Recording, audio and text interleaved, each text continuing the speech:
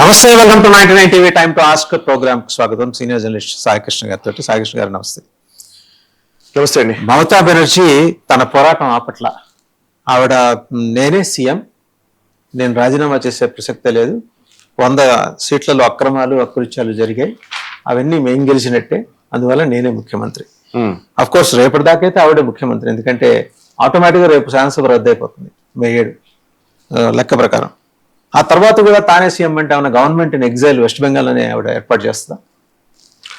ఇదంతా ఏంటంటే మన చిన్నపిల్లలు తొండి ఆట అంటుంటారు సార్, అట్లాంటిది అనమాట.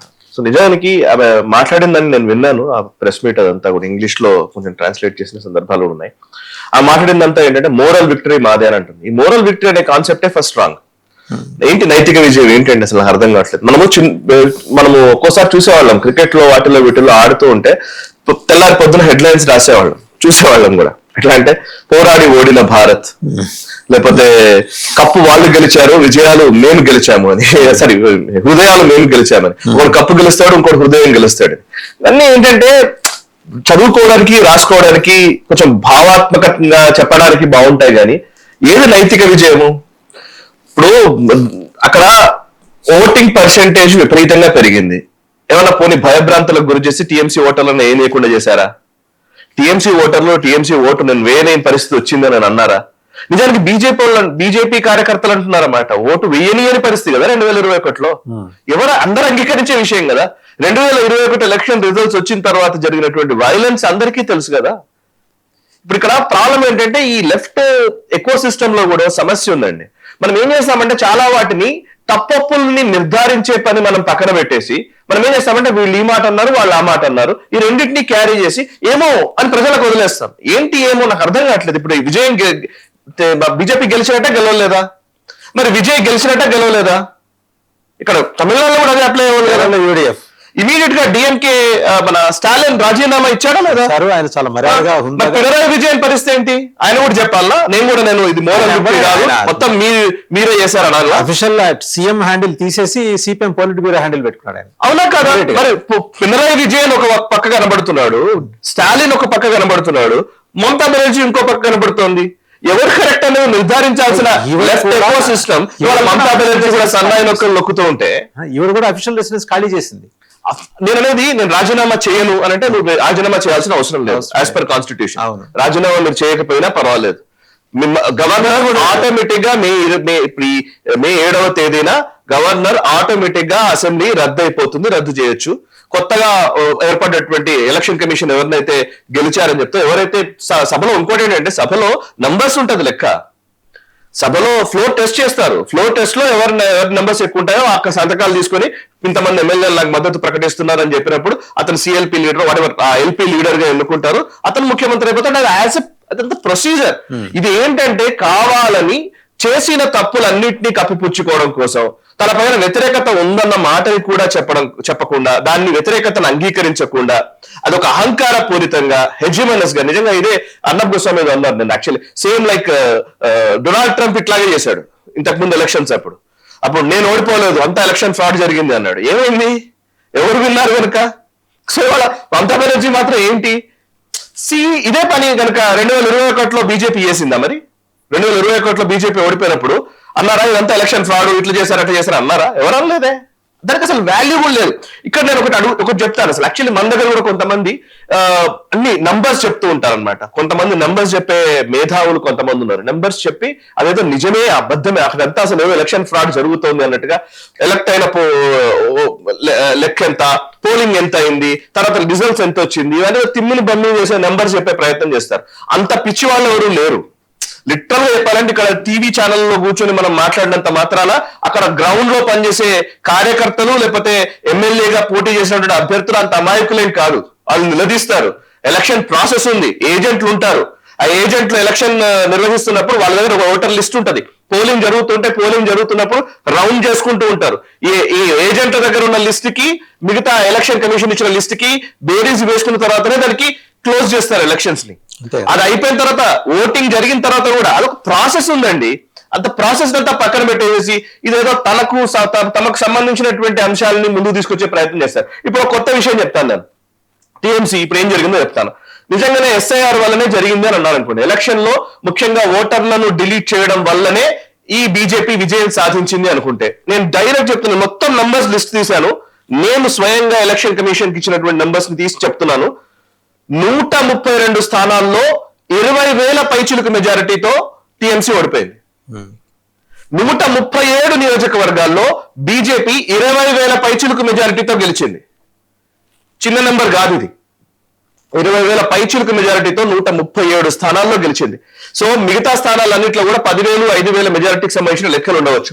ఇందులో 20 స్థానాల్లో నేను చెప్తున్నది కాదు, ఇండియన్ ఎక్స్ప్రెస్ ఒక అద్భుతమైన స్టోరీ ఇచ్చింది. ఓటర్ డిలీషన్, భారీగా ఓటర్లను తీసివేసినటువంటి నియోజకవర్గాల జాబితా తీశారు. అందులో ఒక 20 స్థానాలు, మొదటి 20 స్థానాలను తీశారు. అంటే 74,000 ఓట్లను డిలీట్ చేసినటువంటి శంషేర్ గంజ్ దగ్గర నుంచి ఆల్మోస్ట్ 23,000 ఓట్లను డిలీట్ చేసినటువంటి మాంటేశ్వర్ వరకు 20 స్థానాల్ని పిక్ చేసి ఆ 20 స్థానాల్లో ఎవరు విజయం సాధించారో చూశారు. ఓటర్లు డిలీట్ అయినటువంటి నియోజకవర్గాల్లో ఎవరు విజయం సాధించారండి? టీఎంసీ 20లో 13 టీఎంసీ గెలిచిందండి, 6 బీజేపీ గెలిచింది, 1 కాంగ్రెస్ గెలిచింది. ఓకే, ఓటర్లు ఎక్కువ డిలీట్ అయినటువంటి నియోజకవర్గాల జాబితాలో 20 నియోజకవర్గాలు తీస్తే 20లో 13 టీఎంసీ, 1 కాంగ్రెస్ గెలిచింది, 6 బీజేపీ గెలిచింది. అవి కూడా బీజేపీ గెలిచిన కూడా తక్కువ మెజారిటీలే.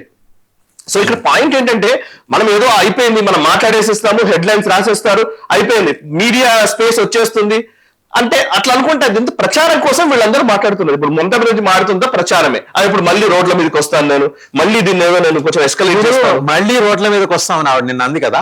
దానికి సబ్సిక్వెంట్ గా లేట్ నైట్ డెవలప్మెంట్ ఏంటంటే, సందేశ్ ఖలీలో నిన్న రాత్రి దాడి జరిగింది సిఆర్పిఎఫ్ బలగాల మీద.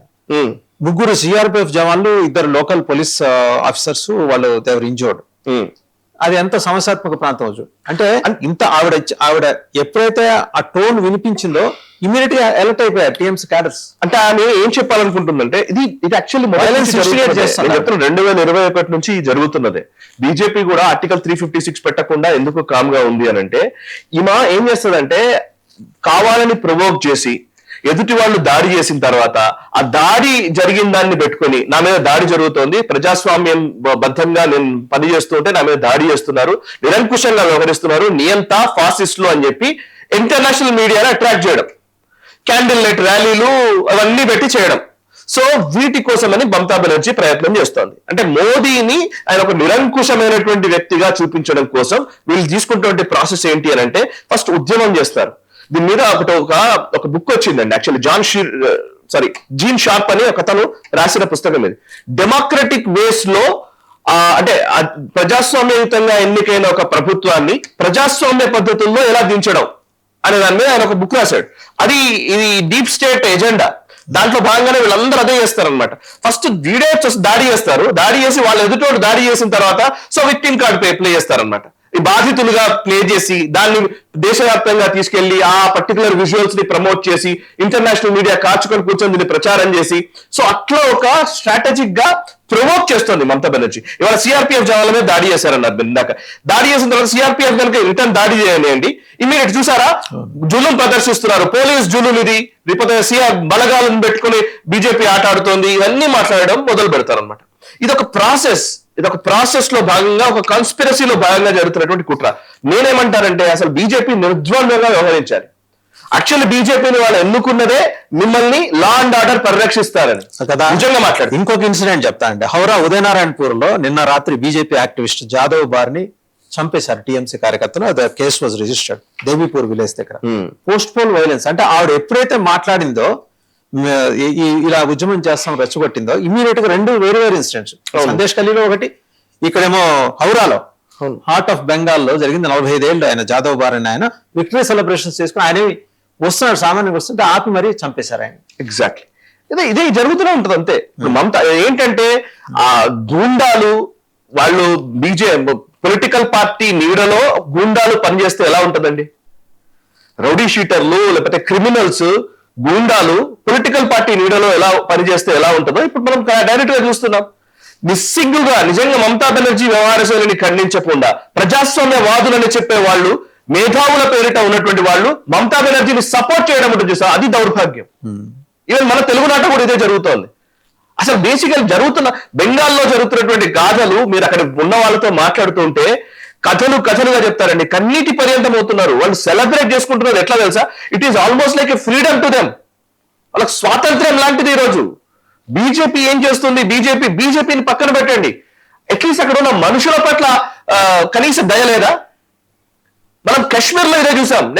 నేను వెళ్ళొచ్చానండి. కాశ్మీర్ లో ఉన్నటువంటి వాళ్ళు నా కళ్ళెదుట నాకు నాతో డైరెక్ట్ గా చెప్పిన మాటలు, పండిట్స్ వాళ్ళు అక్కడ నుంచి బయటకు వచ్చిన వాళ్ళు, అవన్నీ అసలు అవసరమే లేదు మనకి. అక్కడ ఉన్న గుళ్ళు తగలబెట్టేశారు. దాని గురించి ఎవరూ మాట్లాడరు. 30-40 ఏళ్ల నుంచి మనం కాశ్మీర్ జనసైడ్ జరిగితే ఒక్క మాట మాట్లాడనటువంటి దేశంలో మనం ఉన్నామా? బెంగాల్లో జరుగుతున్నటువంటి గురించి కనీసం మాట్లాడమా? బెంగాల్లో నిజంగా ఇప్పుడు మమతా బెనర్జీ రాజకీయ పార్టీ నాయకురాలు కావచ్చు కాక ఆమె రాజకీయ పద్ధతిలో ప్రజాస్వామ్యయుతంగా చేసినటువంటి ఒక ఎన్నికలో ఓడిపోయింది నిజంగానే. అందులో ఓటర్ డిలీషన్ జరిగింది, ఇంకోటి అని అంటే ఎస్, సుప్రీంకోర్టు ఉంది కదండి, కోర్టులు ఉన్నాయి. మీరు ఏమీ లేదండి, కోర్టు ఉంది. కోర్టుకు వెళ్ళండి, కోర్టులో మీరు పోరాడండి. మనం అప్పుడు కూడా చూసాం కదా, ఈవెన్ ఇందిరాగాంధీ గారి ఎన్నిక విషయంలో సుప్రీంకోర్టు తీర్పునిచ్చింది. అండ్ ఇక్కడ ఇంకో ప్రాబ్లం ఏంటంటే గత 10 సంవత్సరాల్లో ఎలక్షన్ ఫ్రాడ్ గురించి మాట్లాడుతున్నారు. నేను గత 70 ఏళ్లలో ఎంత ఫేర్ గా ఎలక్షన్స్ జరిగాయి, అసలు మన భారతదేశంలో ఎంత ఫేర్ గా గతంలో జరిగాయి మనకు తెలుసా? గుర్తుందా? అసలు మన పోలింగ్ బూతుల్ని క్యాప్చర్ చేసిన సందర్భాలు ఎన్ని, ఎంతమంది రిగ్గింగ్ చేసినటువంటి ఓట్లు ఎన్ని? కొన్ని నియోజకవర్గాలు అయితే డైరెక్ట్ గా రిగ్గింగ్ కదా, ఓడిపోతామని తెలిస్తే ఆ బ్యాలెట్ బాక్సుల్లో ఇంకులు పోసినటువంటి సందర్భాలు మనకు గుర్తులేవా? మనకు తెలియదా? నేను చిన్నప్పుడు నిజంగా ఇప్పుడు మాట్లాడుతున్నాం ఈవీఎంల గురించి. ఈవీఎంలు 2004లో ఈవీఎంల ద్వారానే యూపీఏ ప్రభుత్వం వచ్చింది. 2009లో ఈవీఎంల ద్వారానే యూపీఏ ప్రభుత్వం వచ్చింది. అప్పుడు ఈవీఎంల మొరాయింపు అనే కథనాలు వినేవాళ్ళం మనం. మీకు గుర్తుందా సార్? మనం ప్రతిసారి పోలింగ్ రోజు ఈవీఎంలు మొరాయిస్తున్నాయి, చాలా గంటల తరబడి వేచి చూస్తూ ఉన్నారు. మనం మాట్లాడామా లేదా? మొదట్లో ఫస్ట్ ఈవీఎంల గురించి కూడా మనం మాట్లాడితే ఈవీఎంలో ఫస్ట్ ఏమన్నారు? ఏ బటన్ నొక్కినా బీజేపీకే వెళ్తుందట అన్నారు. మరి కాంగ్రెస్ పార్టీకే వెళ్ళిందా యూపీఏ టైంలో? సరే, దానికి కూడా క్లారిటీ వచ్చింది. ఒక వీవీప్యాట్ మిషన్ నోట్ వచ్చింది. వీవీప్యాట్ మిషన్ లో మనం కొట్టిన తర్వాత ఇమీడియట్ గా మనకు స్లిప్ అక్కడ కనబడుతుంది. ఒకవేళ ఏమైనా ప్రాబ్లమేటిక్ గా అనిపిస్తే ఈ వీవీప్యాట్ల లెక్కింపు కూడా కొన్ని సందర్భాల్లో చేస్తున్నారు. దానికి కూడా సుప్రీంకోర్టు చెప్పింది, ఓకే అయింది. అది కూడా మనం మార్చుకుంటూ వస్తున్నాం. ఇది ఇప్పుడు ఎస్ఐఆర్ అనగానే వాళ్ళ కొత్తగా మనం ఏం మాట్లాడతలేం. ఎలక్షన్ లో ఓటర్ లిస్ట్ ని రూపొందించే ఒక బాధ్యత ఎలక్షన్ కమిషన్ కి అప్పగించాం మనం. ఓటర్ లిస్ట్ ని మేనేజ్ చేయడము, అందులో ఉన్న వాళ్ళని తీసేయడము, ఉంచడము, అదంతా కూడా ఎలక్షన్ కమిషన్ చూసుకుంటుంది. ఒకవేళ నిజంగా మీకు అంత ప్రాబ్లం ఉంటే సుప్రీంకోర్టుకి వెళ్ళారు కదా, మమతా బెనర్జీ వెళ్ళింది కదా. నాకు ఒక విషయం, యోగేంద్ర యాదవ్ మాట్లాడతాడు. నిజంగా నాకు చాలా ఆశ్చర్యంగా అనిపిస్తుంది. ఆయన మేధావి పేరు మీద, ఆయన సెఫాలజిస్ట్ పేరు మీద మాట్లాడతాడు. యోగేంద్ర యాదవ్ ఎలక్షన్, నిజంగా సార్ వాసు గారు, ఎలక్షన్ రిజల్ట్స్ కి కొన్ని రోజుల ముందు, ఒక 2-3 రోజుల ముందు అనుకుంటా, యోగేంద్ర యాదవ్ ఒక ఇంటర్వ్యూలో ఎక్కడో చెప్తూ ఉన్నాడు. ఏమంటాడంటే ఎస్ఐఆర్ అనేది భారతీయ జనతా పార్టీ ఏదో చేయాలనుకుని మొదలుపెట్టింది, కానీ అది భారతీయ జనతా పార్టీకే బూమరాంగ్ అయింది. మమతా బెనర్జీ విజయం సాధిస్తోంది. ఎస్ఐఆర్ పనిచేయలేదు. ఎస్ఐఆర్ వల్ల బీజేపీ ఓట్లే చాలా పోయాయి, హిందూ ఓట్లు చాలా పోయాయి, వాళ్ళకి అది అర్థం కాలేదు. సో ఇప్పుడు మమతా బెనర్జీ గెలుస్తుంది అన్నాడు 2 రోజుల క్రితం. ఇప్పుడు లేదు అసలు అంతా మమతా బెనర్జీ ఎలక్షన్ ఫ్రాడ్ జరిగింది అంటాడు. వీళ్ళకి ఏం క్రెడిబిలిటీ ఉందండి? సో నిజంగా చెప్తున్నాను నేను. అంటే ప్రతి ప్రాంతంలో ఇదే పరిస్థితి. ఒకరు చేస్తేనేమో న్యాయము, ఇంకోటి చేస్తే అన్యాయమా? ఇవి ఎవరు మాట్లాడాలి? స్టేట్స్మెన్స్ కరువయ్యారా? మనం మీడియా లేదా? ఇప్పుడు ఏదైనా జరిగితే మీడియా ఇలా మాట్లాడే వాళ్ళే సందేశ్ ఖాళీలో షేక్ షాజహాన్ గురించి, అలాగే మాల్లాలో అతను జహాంగీర్ ఖాన్ గురించి ఎందుకు మాట్లాడరు? Selective approach, selective duplicity, hypocrisy. ఇది హిపోక్రసీ. అంటే వీళ్ళు ఏమంటారంటే ఆ జహంగీర్ ఖాన్ ని కూడా మేము ఖండిస్తాము కానీ అని మొదలుపెడతారు. ఫస్ట్ అది క్లియర్ చేయండి. జహంగీర్ ఖాన్ అనే వాడికి పోటీ చేసే అర్హత ఉందా ఒక రకంగా మాట్లాడితే? అంటే మనం సెలెక్టివ్ గా మాట్లాడడం అనేది నేర్చుకున్నాం. ఇప్పుడు మమతా బెనర్జీ గొడవ కూడా ఆమె ఏం చేస్తుందంటే ఇప్పుడు దీన్ని ఇంకొంచెం నెక్స్ట్ లెవెల్ తీసుకెళ్ళాలి. ఇప్పుడు ఆమెకు వాయిస్ లేదు, ఓడిపోయిన దాన్ని ఒప్పుకునే పరిస్థితి లేదు. దానికి మనోస్థైర్యం కావాలి. నిజంగా మాట్లాడితే ఒక మెచ్యూరిటీ కావాలి. ఎవరైనా సరే ఓటమిని అంగీకరించడం కూడా ఒక రకంగా చెప్పాలంటే వాళ్ళకి ఆ గౌరవాన్ని కల్పిస్తోంది.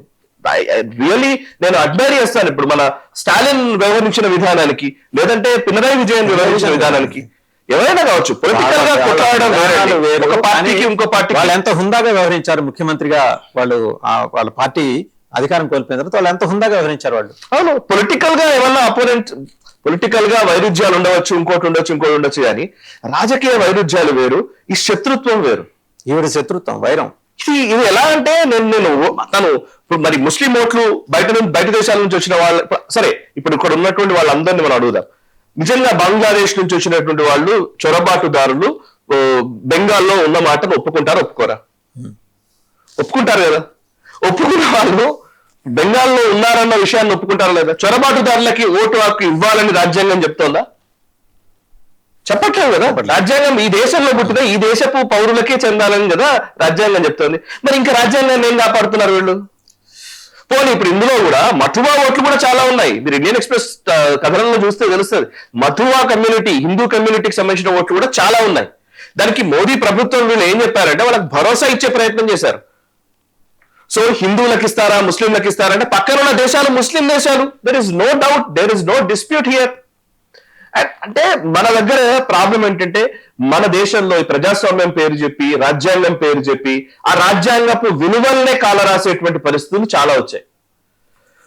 మావోయిస్టులు కూడా అదే ప్రాబ్లం. మావోయిస్టులు కూడా వాళ్ళు రాజ్యాంగమే కుదరదంటారు, బూర్జువా రాజ్యాంగం అని చెప్తారు. మళ్ళీ రాజ్యాంగం కల్పించిన హక్కులు కావాలి, మానవ హక్కులు ఉండాలి.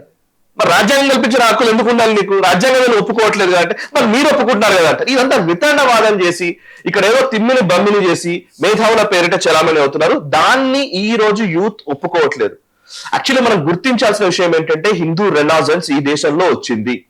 ఈ చైతన్యాన్ని గుర్తించకపోవడం వల్ల, అంటే ఒక వర్గాన్ని మీరు సంతృప్తి పరచడంలో ఇంకొక మెజారిటీ వర్గాన్ని మీరు చాలా కాలం పాటు విస్మరించారన్న విషయం మీరు గుర్తించకపోవడం వల్ల మీరు ఓడిపోతున్నారు.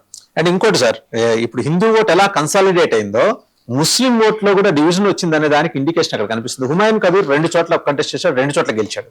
అవును. అలాగే ISF, ఇండియన్ సెక్యులర్ ఫ్రంట్ అనుకుంటాను, వాళ్ళు ఒక చోట గెలిచారు. తృణమూల్ కాంగ్రెస్ నుంచి 2 ముస్లిమ్స్ గెలిచారు. ఇది కాక ఇంకొకళ్ళు కాంగ్రెస్ నుంచి ఒకళ్ళు గెలిచారు. కాంగ్రెస్ నుంచి గెలిచిన 2 Farakka, Raninagar 2 Muslims. And AJUP నుంచి గెలిచిన 2 నియోజకవర్గాలు ఒకడే హుమాయూన్ కబీర్ గెలిచాడు, ఒకడే ముస్లిం. అండ్ CPM గెలిచినటువంటి దోమ్కల్ నియోజకవర్గంలో ముస్తఫిజుర్ రెహమాన్ ముస్లిం. AASF నుంచి గెలిచినటువంటి భాన్గర్ లో నౌసాద్ సిద్దికీ ముస్లిం. గెలవడం తప్ప అనట్లేదు కానీ పాయింట్ ఏంటంటే మెజారిటీ స్థానాలు ఎక్కడెక్కడ ఎవరెవరు గెలుస్తున్నారు, కన్సాలిడేషన్ గెలిచిన స్థానాల్లో వీళ్ళు గెలిచారు. అదే హిందువులను పోలరైజ్ చేస్తే అది మత రాజకీయం అన్నప్పుడు ముస్లింలను ఓటు బ్యాంక్ గా చూడడం కూడా మత రాజకీయమే. దీన్ని ఎందుకు మాట్లాడరు? ఇది నా ప్రశ్న, అంతే. మీరు ఒక వర్గాన్నేమో మత రాజకీయం అన్నారు అసలుకే, ఇంకో వర్గాన్ని మాత్రం మత రాజకీయం అంటారు. దాడులు ఎవరి మీద జరుగుతున్నాయి? ఇప్పుడు మీరు ఇందులో గెలిచిన 3 ఉన్నారండి, 3 మహిళలు ఉన్నారండి. అసలు వాళ్ళను ఖచ్చితంగా మనం గుర్తుంచుకోవాలి. ఇవాళ మహువా మొయిత్రానో సాగరికా ఘోషో కాదు, ఇవాళ బెంగాల్ విమెన్ ఐకాన్స్ వీళ్ళు. నేను చెప్తాను, సందేశ్ ఖాళీ రేప్ విక్టిమ్ రేఖా పాత్ర, ఆమెకు టికెట్ ఇచ్చారు, ఆమె గెలిచింది, TMC అభ్యర్థిని ఓడించింది. ఇంకోవైపు ఆర్జికర్ ఆసుపత్రిలో గ్యాంగ్ రేప్, అది అందరికీ తెలిసిన విషయం. దేశవ్యాప్తంగా డాక్టర్లు అందరూ కూడా గగ్గోలు పెట్టారు. అసలు ఒక డాక్టర్ కి రక్షణ లేని పరిస్థితి. ఆ రేప్ చేసినటువంటి వ్యక్తులని ఈ మమతా బెనర్జీ ప్రభుత్వం ఆపింది, వాళ్ళందరినీ ప్రొటెక్ట్ చేసింది. ఎవిడెన్స్ కాల్ చేశారు కదండి క్లియర్ గా. రత్నదేవ్ నాథ్ గారు, ఆమె ఆర్జికర్ ఆసుపత్రికి సంబంధించిన గ్యాంగ్ రేప్ విక్టిమ్ మదర్, ఆమె 28,000 ఓట్లతో గెలిచింది. ఒక 10 మనిషికి టికెట్ ఇచ్చారండి కలితా మాజీ, ఆమె 12,000 ఓట్లతో గెలిచింది. ఈవెన్ ఆమ్ ఆద్మీ పార్టీ కూడా అట్లాంటి పనే చేసింది. మనం దాన్ని బాగా గొప్పగా హెడ్లైన్స్ లో రాశాం కదా. బట్ ఇక్కడ వీళ్ళ విషయంలో ఎందుకు రాయాం? బీజేపీ తరఫున గెలిచారా? ఇది ఎక్కడ కూడా ఆమ్ ఆద్మీ పార్టీ, మనం పంజాబ్ లో నిజంగా నేను దాన్ని ఒప్పుకుంటాను. ఆమ్ ఆద్మీ పార్టీ ఒక మొబైల్ షాప్ రన్ చేస్తున్నటువంటి, ఒక మొబైల్ రిపేర్ షాప్ నడుపుతున్నటువంటి వ్యక్తి కూడా టికెట్లు ఇచ్చారు. అతి సామాన్యమైన వ్యక్తులకు టికెట్లు ఇచ్చారు, వాళ్ళు గెలిచారు. అది ఒక వేవ్, ఒక సునామీ లాంటి ఒక వేవ్ వచ్చినప్పుడు విజయ్ డ్రైవర్ కొడుకు గెలిచాడు. అవును, అబ్బాయిని చదివించాడు విజయ్. LKG నుంచి బీటెక్ దాకా చదివిస్తే ఇప్పుడు అది నుంచో పెడితే ఎమ్మెల్యే గెలిచాడు. ఇంకో ఆటో డ్రైవర్ గెలిచాడు. ఇలాంటి వాళ్ళ గురించి కూడా మాట్లాడాలి.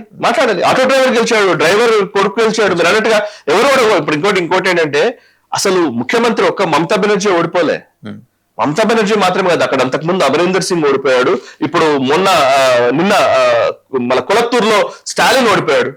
స్టాలిన్ ముఖ్యమంత్రి ఓడిపోయాడు. మీరు అప్పుడు ఎన్టీఆర్ గారి హయాంలో చిత్తరంజన్ దాస్ ఎన్టీఆర్ ని ఓడించారు. మరి ఎన్టీఆర్ ని ఓడించారండి. అంటే మనం ఓకే, గెలుపోవటంలో సహజము. ఒక్కోసారి ఓడిపోతారు, ఒక్కోసారి గెలుస్తారు. సో ఒకరు గెలిచినప్పుడు ఒకలాగా, ఇంకొకరు గెలిచినప్పుడు ఇంకోలాగా మాట్లాడకూడదు. దీంట్లో నిజంగా అర్థం చేసుకోవాల్సింది ఏంటంటే నేను ఇందాక చెప్పాను 20,000 పైచిలకు మెజారిటీ తోటి బీజేపీ గెలవగలిగింది అని. అంటే 137 స్థానాల్లో బీజేపీ గెలవగలిగింది. It is not just because of SIR. Maybe SIR వల్ల కొంత జరిగి ఉండవచ్చు, నాకు తెలియదు, జరిగితే జరగవచ్చు. అది కరెక్ట్ గా ఓటర్ లిస్టు దాని మీద ఒకవేళ నిజంగానే సమస్యలు ఉన్నాయి, ఎలక్షన్ ఫ్రాడ్ జరిగింది, మీ దగ్గర ఆధారాలు ఉంటే, ప్రూఫ్స్ ఉంటే, గో టు కోర్ట్.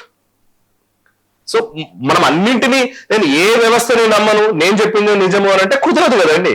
నేచురల్ గానే ఒకసారి కొన్ని దేశాల్లో, కొన్ని రాష్ట్రాల్లో ఒకసారి మనకు కొన్ని సార్లు మనకు తప్పు. ఇప్పుడు మనం ఒక దగ్గరికి వెళ్తాము, వెళ్ళినప్పుడు ఎక్కడో పోలీసులు ఎక్కడో అదేంటి నాకాబందీ పెడతారు, నేను ఇవ్వను, నేను చూపించాను, నాకు తెలియదు, నేను మాట్లాడను, నన్ను దొంగ అనుకుంటున్నావా అంటే రూల్ అంటే నువ్వు అది ప్రాసెస్ లో భాగంగా నువ్వు ఒప్పుకోవాల్సిందే. సెర్చ్ చేస్తానంటే లా ఆఫ్ ద ల్యాండ్ అండి, లా ఆఫ్ ద ల్యాండ్. దాన్ని అసలు మనం ఎలా అంటాము? ఇప్పుడు మనం ఇంకో లెక్క చెప్తున్నాం, ఒక పోలీస్ అధికారి ఉంటాడు, ఆ పోలీస్ అధికారి నువ్వు లంచం తీసుకున్నావు కదా, నువ్వు నన్ను ఎలా చెక్ చేస్తావంటే కుదరదు, అలా కుదరదు.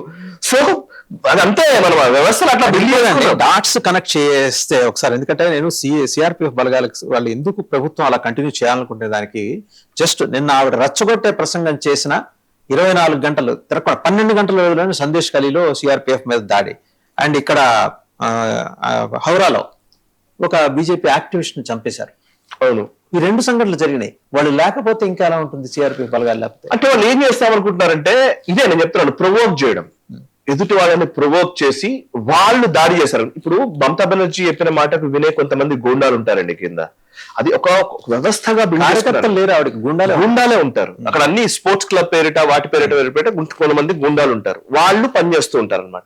వాళ్ళు ఏది చెప్తే అది చేస్తారు, సుపారీ ఇచ్చి డబ్బులు ఇచ్చి వాళ్ళని మేపుతూ వాళ్ళని పని చేపిస్తూ ఉంటారు. చాలా ప్లేసుల్లో హిందువులు ఓటు వేయడానికి కూడా వీల్లేదు, తెలుసలేదు. 2021 ఎలక్షన్స్ వరకు హిందువులు ఓట్లు వేయడానికి కూడా వీల్లేదు. ఇవాళ ఇక్కడ ఉన్నటువంటి కమ్యూనిస్ట్ నాయకులు వాళ్ళు మాట్లాడుతున్నారు కదా, ఒక్కసారి ప్లీజ్ మీ ఫ్రెండ్స్ కి, కమ్యూనిస్ట్ లీడర్లకి, బెంగాల్లో ఉన్న వాళ్ళకి ఫోన్ చేసి కనుక్కోండి.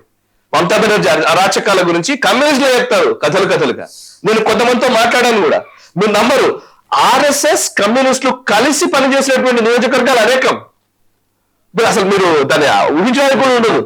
బికాజ్ ఎందుకంటే మమతా బెనర్జీ అంతలా దౌర్జన్యం చేస్తోందని ఆర్ఎస్ఎస్ కార్యకర్తలు కమ్యూనిస్టులు కలిసి మన ఎలక్షన్స్ లో ప్రచారం చేసిన సందర్భాలు కూడా ఉన్నాయి. మమతాకు మాత్రం వేయొద్దని చెప్పి ఒక సందర్భంలో లాస్ట్కి వస్తే మమతా బెనర్జీకి మాత్రం ఓట్లు వెళ్ళకూడదు, మమతా బెనర్జీ ఈసారి అధికారంలోకి వస్తే మాత్రం ఇంకా సీరియస్ పరిణామాలు ఉంటాయని అనుకున్న సందర్భాలు ఉన్నాయి. బయట ఉన్నటువంటి కమ్యూనిస్టులకు తెలియదు ఇది. బయట ఉన్న వాళ్ళకి ఎలక్షన్ లో మమతా బెనర్జీతో పొత్తులు కావాలా, ఎత్తులు కావాలా, ఇవన్నీ ఆలోచిస్తారు కానీ బట్ గ్రౌండ్ లో ఉన్నటువంటి కార్యకర్తకు తెలుసు అసలు సమస్య ఏంటో.